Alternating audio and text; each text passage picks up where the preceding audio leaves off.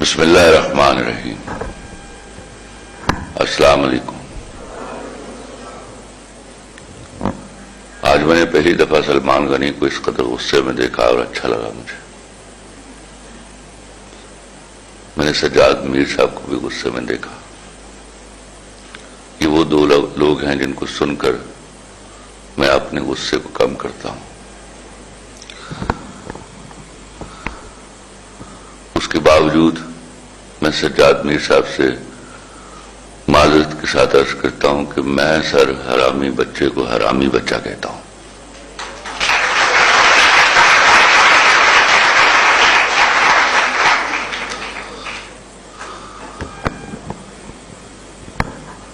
میرے نگران وزیر اعظم نے اگر فلسطین کے حوالے سے کوئی مذمتی بیان نہیں دیا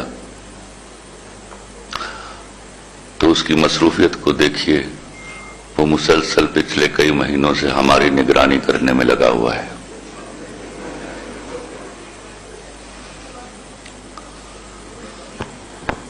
آپ نے بڑی خوبصورت بات کرتے کرتے چابک دستی سے ایک لفظ بدلا اور میں تالی بجاتے بجاتے رہ گیا۔ آپ نے کہا اگر ہم عربوں کی حکومتیں نہیں بدل سکتے تو اپنی حکومت کو سمجھائیں۔ کہنا آپ یہ چاہ رہے تھے کہ اگر آپ عربوں کی حکومت نہیں بدل سکتے تو اپنی حکومتیں بدل لیجئے، اور یہی صحیح لفظ ہے۔ میں آپ سے عرض کروں، میں فلسطین کے کرب کے تاریخی حوالوں پہ نہیں جاؤں گا کیونکہ یہ دونوں مجھ سے بڑے آدمی ہیں اور ان کا علم بھی اس حوالے سے بہت زیادہ ہے، لیکن میں آپ لوگوں سے پوچھنا چاہوں گا اور آپ لوگوں کو بتانا چاہوں گا، آپ لوگوں نے کبھی سوچا ہے کہ گنڈا کیسے بنتا ہے؟ گنڈا تب جنم لیتا ہے جب ہم اس سے ڈرنے لگتے ہیں۔ 75 سال جس میں ہم نے اسرائیلیوں کو گنڈا بنایا، وہ ہمارا خوف تھا، اس سے بھی اور اس کے ابا امریکہ سے بھی۔ ہمارے خوف نے ہمارے اندر کی وہ رمق پیدا کی ہے جو بجھنے کا نام نہیں لے رہی۔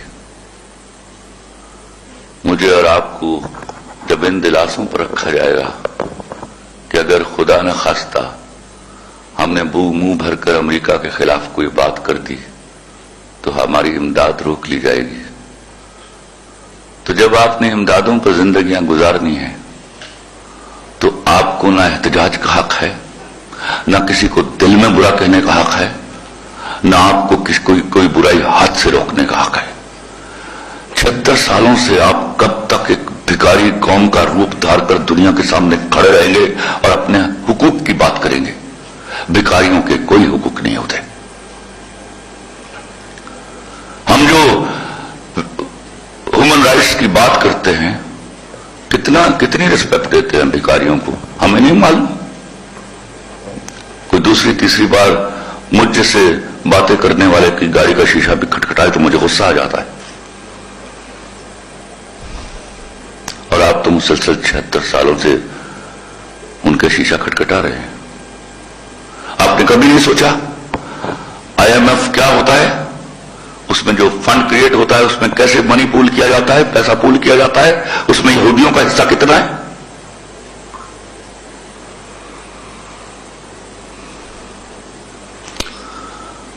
یاد رکھیے گا، ایک بہت بڑی ٹرک کی بتی آپ کو دکھائی جاتی ہے، 5th جنریشن وار اور ہائیبرڈ وار۔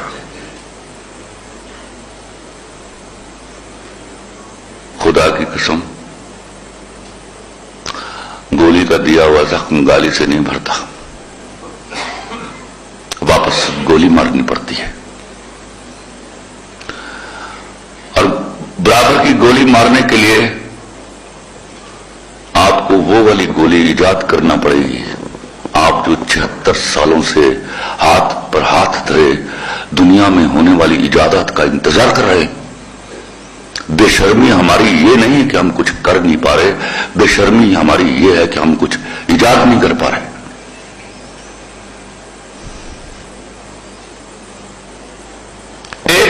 ایجاد آپ کو طاقت کے اس پیڈسٹل پر کھڑا کر دیتی ہے جہاں لوگ آپ کے سامنے احتجاج کریں گے، آپ لوگوں کے سامنے احتجاج نہیں کریں گے، لیکن کیونکہ آپ نے پھیکی سے انگریزی سیکھنی ہے، پھیکی سے انگریزی پڑھنی ہے، اور آپ آج مجھے بتائیے سب کے سب بیٹھ کے اور کھڑے ہو کے یہاں کہ کتنی کتابیں ہیں جو آپ اپنے مصنفین کی پڑھتے ہیں یہاں؟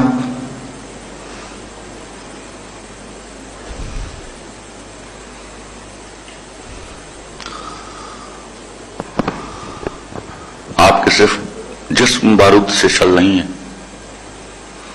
آپ کے ذہن بھی بارود سے چلا ہے، وہ ایک زبانی بارود ہے جو آپ کے دماغوں میں گھسا اور آپ کے رگ و پے میں سرایت کر گیا۔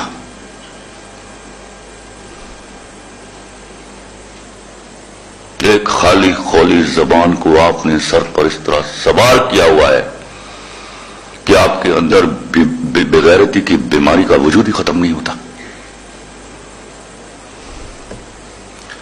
کون سا آواز ہے، کون سے ماں باپ ہے جنہوں نے بچہ پیدا ہوا ہو اور جب وہ اسکول بھیجا ہو تو یہ چاہا ہو کہ وہ سائنسدان بنے گا؟ تو اگر آپ نے ایجادات کے لیے دوسروں کا منہ دیکھنا ہے تو آپ یہاں بیٹھ کر صرف سکھ کی گالیاں دے سکتے ہیں، اور اس قسم کی جنگ کا نام جس میں لاشیں گرائے جاتے ہیں آپ ان کو کبھی ہائیبرڈ وار کہیں گے اور کبھی 5th جنریشن وار کہیں گے۔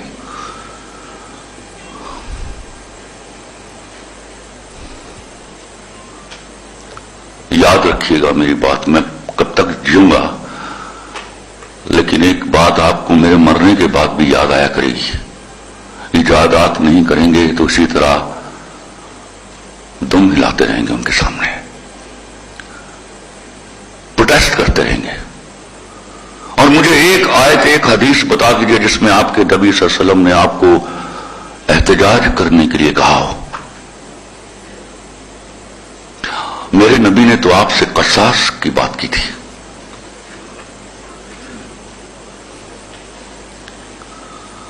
آپ منطق پر آ جائیے۔ ابھی بڑی اچھی بات انہوں نے کی ہمارے ماڈریٹر نے، ٹرمز ہمیشہ طاقت ڈیفائن کرتی ہے۔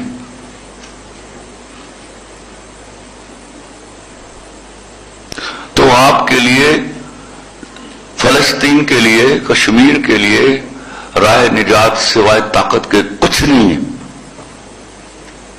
ورنہ آپ اسی طرح دوائیاں بھرتے رہیں گے، آپ اسی طرح امدادوں کے کیمپ بھرتے رہیں گے اور وہ وہاں پہنچاتے رہیں گے۔ زخم ہمارے بدنوں پر کیوں لگتے ہیں؟ شہادتیں ہماری کیوں ہوتی ہیں؟ کوئی ہمارے سامنے بھی تو آپ احتجاج کرے۔ آپ اس لمحے تک کیوں نہیں پہنچتے؟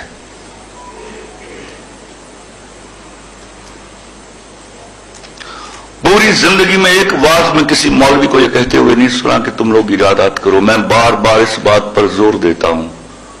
آج وہاں بیٹھے ہوئے بڑے بڑے، روز تم لوگ گھنٹوں اپنے سیل فونوں کی کارکردگیوں کے بارے میں بات کرتے ہوں، آپ سے ٹیکنالوجی چھین لے تو آپ دھرے کے دھرے رہ جاتے ہیں جیسے کہیں 4-5 ہزار سال پہلے کی دنیا میں ہو۔ یہ اوقات ہے ہماری، بھکاریوں کی یہی اوقات ہوا کرتی ہے۔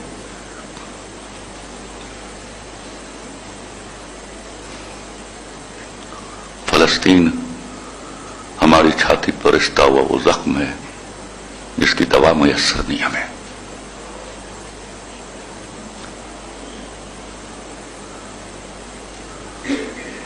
اور میں تو اس بات سے ڈرتا ہوں کہ آپ ان سے لڑنے کے لیے بھی انہی سے اسلحہ خریدتے ہیں، پھر آپ جیتنے کا خواب بھی دیکھتے ہیں۔